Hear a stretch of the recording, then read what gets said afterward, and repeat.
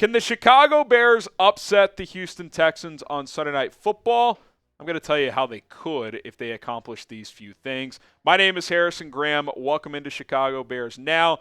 Big game coming up on Sunday night. And listen, you're 1-0. Doesn't matter how you get there. Let's get to 2-0. If you want that to happen, hit that like button. Don't jinx it. Don't be the guy who forgot to like the video. And if the Bears lost, you're like, God, if I would have just hit the like button, the scientists tell me that's how it works. So hit that like button. Let's try to get to 2-0. And with that being said, preview time.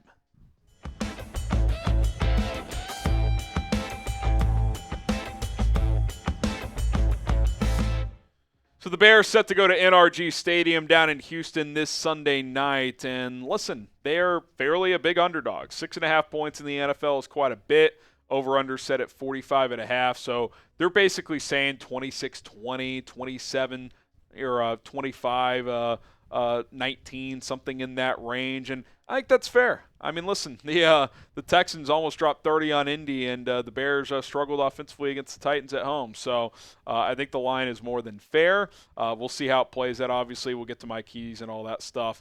You look at the Bears, too. Rome Odunze, we'll see what his status is. We're filming this on Monday, so we could have more information as we get closer to game day, obviously, and depending on when you're watching this. But I would guess he's going to miss at least 1 week. Keenan Allen, Roschon Johnson, Zacch Pickens, Keenan Allen. Pickens was inactive last week. Allen played, but he's been dealing with kind of a nagging foot issue. Roschon was inactive. We'll see what his status is. So is Keenan Allen as well. All right, let's see who's got the edge here in this matchup. Head coach, you'd have to say Texans, right? Like, I think Matt Eberflus is an okay coach. He knows defense, obviously, really well. He's done a good job of getting this defense going the last year and a half. But you're telling me you wouldn't take D'Amico Ryans over him? I would. He took a team that won 3 games and went to the playoffs the next year. So I think you'd have to give Houston the edge there. Quarterback, Texans, C.J. Stroud, reigning Rookie of the Year, had a really good season last year, balled out in Week 1. Caleb Williams has played 1 game in the NFL, and he didn't look that good. I think long-term, Caleb's got a good chance to be a better quarterback than C.J. Stroud, but I would be what's the word I'm looking for? I'd be dishonest if I said Caleb's got the edge here at this point in their careers. It's just not honest. So clearly quarterback advantage goes toward Houston right now. Skill guys offensively, I'll say push. Obviously, Rome's status throws a wrench into that, but Texans have a big 3 receivers. Bears do as well. DeAndre Swift, Joe Mixon, I think are kind of in the same tier of running back. Tight end, Houston's got Dalton Schultz. Bears have Cole Kmet, Gerald Everett. I think it's pretty even. I think skill position-wise, it's pretty even overall, so I'll go push there. Offensive line, I'll lean Texans. They have some issues up front, but Laramie Tunsil's an all-pro left tackle. They have a couple other guys in the interior I like as well. I don't think it's a great unit, but when you have an elite player, I don't know if the Bears have a single elite offensive lineman. Tevin Jenkins is pretty good, really good for the most part. Wasn't good in Week 1. Darnell Wright's coming along. Don't know if he's quite there yet. I think you'd have to give the advantage to Houston. All right, we'll be live for a Bears-Texans watch party Sunday, 6 o'clock Central Time. We'll have an hour and change pregame show, get you ready for kick, so be sure to join us. And, of course, we'll have full live play-by-play reaction throughout the game. So rock and roll with us on Sunday night here on Bears Now. Defensive line, I'll go push. I think the Texans have more big names like they have Will Anderson, they have Danielle Hunter, but their interior guys, they don't really have big names, and people around the NFL may not know Trevon Dexter and Andrew Billings that well. Billings is a stud. He's super underrated, and Dexter had a good Week 1, so I think it's pretty even. You'd probably give the Texans a slight edge at the edge position, but the Bears still have Montez Sweat and Darrell Taylor balled out, so there's definitely a scenario where the Bears get more production out of their defensive line this week. Linebackers, I'd go Bears. Tremaine Edmonds, T.J. Edwards, really good Week 1s. I think it's one of the better duos in the NFL. Got good depth with Jack Sanborn, so I would go Chicago. Same with secondary. Derek Stingley's a stud for Houston, but even if you want to say he's close to Jalen Johnson, which I think Johnson's better, but let's even cancel those out. I think beyond that, it's advantage Bears. Tyreek Stevenson really growing as a player.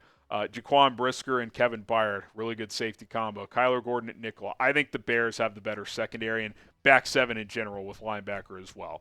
And then special teams, I'll go push. Obviously, special teams unit was good in week one other than Velus Jones's debacle, but Torrey Taylor punted the ball well. Cairo Santos is rock solid, but so is Kaimi Fairbairn in Houston, one of the better kickers in the league. DeAndre Carter had a good week. We'll see if that continues, but I think both these special teams units pretty even. It's early on. It's hard to say, so I'll go push in that regard. So listen, it was 3-2 Houston with 3 pushes, but when the quarterback and head coach are advantage Houston, it's kind of hard to not think they have the edge, right? Like on paper, playing at home, Caleb's second start, you'd be wise to pick Houston to win this game. Doesn't mean they're going to. Doesn't mean the Bears can't win this game and Caleb can't play better. It just means on paper the Texans are a better team right now. And I would have said that regardless of what happened in week one. The Texans are considered by many to be a Super Bowl contender. The Bears right now aren't quite that. So that's just me being objective here. Who you got in this one? CHI for the Bears, HOU for the Texans. Get your votes in down in the comment section down below. Who do you have winning this game? And coming up next, how the Bears can pull off the upset. I'll go through some categories, things that need to happen for Chicago to pull that up. But first, speaking of categories, Rocket Money will categorize your spending and help you stay on top of your overall finances. Check out Rocket Money today, a personal finance app that will also help you find and cancel any subscriptions that you no longer want. Most Americans think they're spending, $60, $70 per month on subscriptions. The reality is it's probably closer to $300. That is literally thousands of dollars per year. Listen, we all have things in our life we're willing to pay for. Delivery services, streaming platforms, etc. But I guarantee you, if you download the Rocket Money app, sync up your bank account, and see all of your subscriptions on one screen, you're going to find at least a couple where you're like, really? I'm paying that much per month for that? I forgot I signed up for this. Because that's what happens, right? You try these trials. Oh, you got to check out this show, and it's some streaming service you didn't have before. You sign up, you watch the show, but then you forget about it, and you're clipped for $20 a month or whatever the case may be. Get going with Rocket Money. Cancel those subscriptions you no longer want. Stay on top of your spending. And set budgets, and they'll send you updates throughout the month. It's an awesome app, rocketmoney.com/Bears now. Link is in the comments and in the description. They're going to really do a great job for you. And if you're like me, you got a mortgage, you got a kid, all that stuff, you got to stay on top of it. So get going with Rocket Money. It's rocketmoney.com/Bears now. All right, how the Bears could win this game. Well, number one, you got to win the turnover battle. And that's kind of coach speak, but I think it's true. And I think if you're a half-glass full guy with Caleb Williams, no turnovers against the Titans. Say what you want, he took care of the ball. Matt Eberflus said, that was the difference in the game. Our guy took care of the ball, their guy didn't. So if you can win the turnover battle, we know this Bears defense, really since the Montez Sweat trade, has been one of the best teams in the NFL in getting takeaways. If you can get a couple and play turnover-free, even if they're more productive offensively, Houston, if you get a couple turnovers that turn into points, that can kind of even out the playing field. So I think that's pretty much a must if you're going to win this game. Number two, shorten the game. Now, I'm not saying be the Navy midshipman and run the ball 90 times and run the play clock down to 1 second every single time, but be effective running the football. Create some running lanes. Stick with it. I thought Waldron bailed on it too early in Caleb's first start.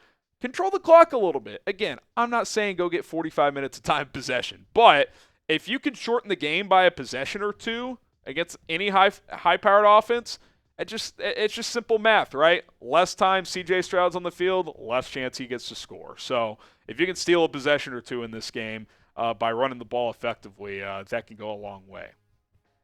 Number three, I know it sounds counterintuitive, but based on how the Texans looked week one, some vertical passing opportunities should be there.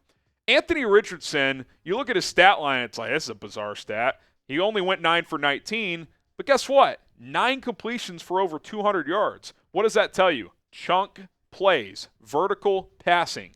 And yeah, the one throw to Alec Pierce was crazy, but you can get behind this secondary a little bit. After Derek Stingley, they're a little susceptible to the deep ball. So I think if you can get that run game going and then set up some play action deep shots, I think you're going to get an opportunity or two.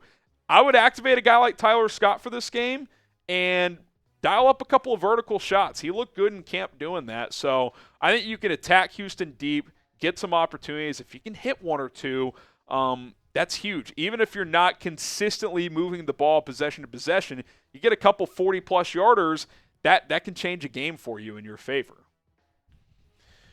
Got to slow down Joe Mixon. The one criticism of the Bears defense is they were a little sloppy stopping the run. Tony Pollard had a good day, so did Tyjae Spears. And Joe Mixon, in his Texans debut, shredded the Colts. 30 carries for $159. You give up a stat line like that, you just got no shot. Because if C.J. Stroud is getting that production out of his running back, it's hard to defend them passing-wise. I don't care how good your defense is. If Mixon's running the ball for 4, 5, 6 yards a chunk, you're going to get gashed. You got to shut that shit down. And I would expect that's a point of emphasis this week at Halas is slow down the run. Mixon's never really been a high yards per carry guy anyway. He's like around 4 for his career. Keep him in that 4 range. Don't get crazy and give up 8, 10-yard chunks all the time. And it sounds nuts, but make C.J. Stroud and them beat you. You got a great secondary. You're obviously going to give up some completions, but if they're balanced, then you basically got no chance. And then utilize Caleb Williams' legs. You know, if you guys, maybe you've seen it, maybe you haven't, depending on when you're watching, the video may not be uploaded yet, but 5 adjustments Shane Waldron can make. One of them was get Caleb on the move. And I think it's 2 ways. One, it's in design, whether it's they did run one zone read where he got a few yards, boots on the edge, straight sprint outs, move the pocket, but also, like, encourage him to move. Like, he doesn't have to sit in the pocket. Like, what makes him great is when a play breaks down, he can make magic shit happen. So that is something I would like to see him do and have the Bears encourage in this game because it's something he's really, really good at even at this point. Like, he can do that right now at a high level in the NFL. Predict the score of Bears versus Texans at NRG Stadium in Houston. I just gave you 5 things. If the Bears do them well, they at least have a shot to win this game. I think the Bears will play better, but I'm going to go with Houston here. I think they win and cover. I think the Bears fight, and they're scrappy, and you know they get into the fourth quarter with the chance but lose 24-16. You know, this is a tough game. Like, Texans are a top 5 or 6 team in the NFL right now. Bears probably project out as a fringe playoff team through 1 week. That's just reality. You're hoping they get better, and if they do, I think they can be a good playoff team. But right now, it's a tough ask to go into Houston on Sunday Night Football. C.J. Stroud's rolling. That franchise is cooking to go win that game. I think the Bears fight. I think Caleb will play better, but I think the Texans win 24-16. All right, there you have it. Chicago Bears, Houston Texans preview. Sunday Night Football, we will be live for that game, so be sure to join us, 6 o'clock Central Time, and, of course, subscribe for more videos throughout the week. Bear down.